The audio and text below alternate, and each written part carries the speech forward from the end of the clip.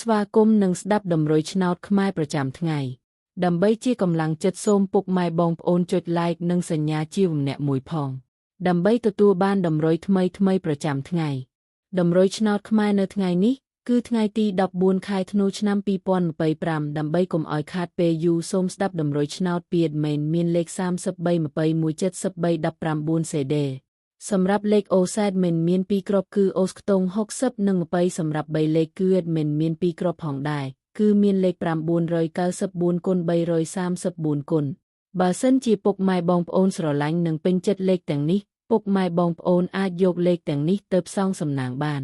ពុកម៉ែបងប្អូនអាចចូល link ខាងក្រោមដើម្បីមើលលទ្ធផលឆ្នោតក្នុងក្រុម Telegram បានដោយគ្រាន់តែចុច link ក្រោមជាចុងក្រោយសូមជូនពរពុកម៉ែបងប្អូនដែលយកលេខខាង admin